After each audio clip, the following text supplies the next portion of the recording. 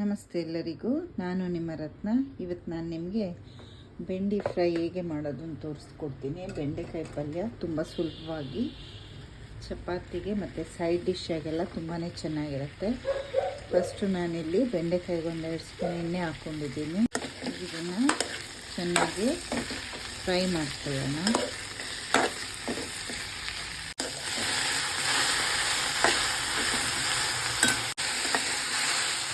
ಬೆಂಡೆಕಾಯಿನ ನೋಡಿ ಈಗ ಡ್ರೈ ಆಗಿ ಹುರ್ಕೋಬೇಕು, ಲೋಳಿ ಇರಬಾರ್ದು. ಈಗ ನಾನು ಇದನ್ನು ಸೈಡ್ಗೆ ಇಟ್ಕೊಂಡಿರ್ತೀನಿ. ಈಗ ಇನ್ನೊಂದು ಬಾಣಲಿ ಇಟ್ಕೊಳ್ಳೋಣ. ನಾನೀಗ ಒಂದು 4 ಸ್ಪೂನಷ್ಟು ಸಾಸಿವೆ ಎಣ್ಣೆ ಹಾಕ್ಕೋತಾ ಇದ್ದೀನಿ. ಯಾವುದಾದ್ರೂ ಆಯಿಲ್ ಹಾಕ್ಕೋಬೋದು, ಬಟ್ ಸಾಸಿವೆ ಎಣ್ಣೆ ತುಂಬ ಟೇಸ್ಟಿಯಾಗಿರುತ್ತೆ.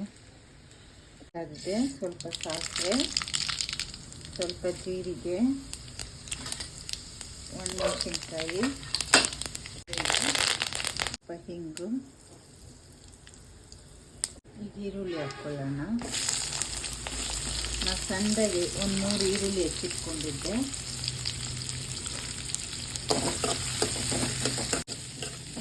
ಈರುಳ್ಳಿನ ಸ್ವಲ್ಪ ಚೆನ್ನಾಗಿ ಫ್ರೈ ಮಾಡ್ಕೊಳ್ಳೋಣ. ಒಂದು ಅರ್ಧ ಸ್ಪೂನಷ್ಟು ಉಪ್ಪು ಹಾಕ್ಕೊಳ್ಳೋಣ. ಮೆಣಸಿನ್ಕಾಯಿ ಪುಡಿ, ಧನಿಯಾ ಪುಡಿ, ಜೀರಿಗೆ ಪುಡಿ, ಅರಿಶಿನ ಪುಡಿ ತೊಗೊಂಡಿದ್ದೀನಿ, ಮತ್ತು ಸ್ವಲ್ಪ ಗರಂ ಮಸಾಲ, ಈ ಪೌಡ್ರ್ಗಳನ್ನ ಹಾಕ್ಕೊಳ್ಳೋಣ. 1-2 ನಿಮಿಷ ಉಟ್ಕೊಳ್ಳೋಣ. ಅದನ್ನು ಬೆಂಡೆಕಾಯಿ ನಾವು ಉಟ್ಕೊಂಡಿದ್ವಲ್ಲ, ಇದನ್ನು ಹಾಕ್ಕೊಳ್ಳೋಣ. ಮಾಡ್ಕೊಳ್ಳೋಣ.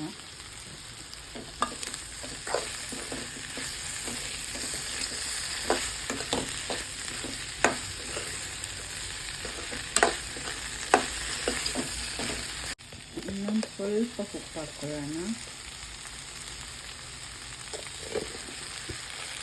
1-2 ನಿಮಿಷ ಪ್ಲೇಟ್ ಮುಚ್ಚಿಡೋಣ.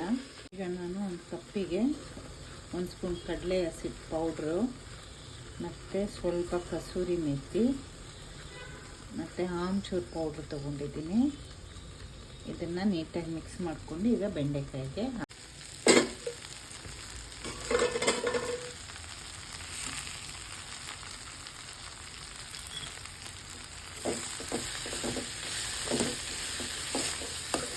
ಸ್ವಲ್ಪ ಮಿಕ್ಸ್ ಮಾಡ್ಕೊಳ್ಳೋಣ.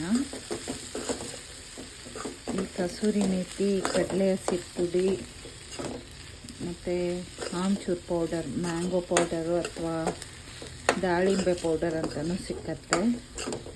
ಇದು ಹಾಕೋದ್ರಿಂದ ಟೇಸ್ಟ್ ತುಂಬಾ ಡಿಫ್ರೆಂಟಾಗಿರುತ್ತೆ. 1-2 ನಿಮಿಷ ಮುಚ್ಚಿಬಿಡೋಣ. ಈಗ ನೋಡಿ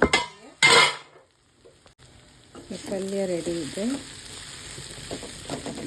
ಬೆಂಡೆಕಾಯಿ ಡ್ರೈ ಪಲ್ಯ ರೆಡಿ. ಚಪಾತಿಗೆ ಮತ್ತು ಸೈಡ್ ಡಿಶ್ಶಾಗಿ ತುಂಬಾ ಚೆನ್ನಾಗಿರುತ್ತೆ. ನೀವು ಒಂದ್ಸಲ ಟ್ರೈ ಮಾಡಿ. Thank you.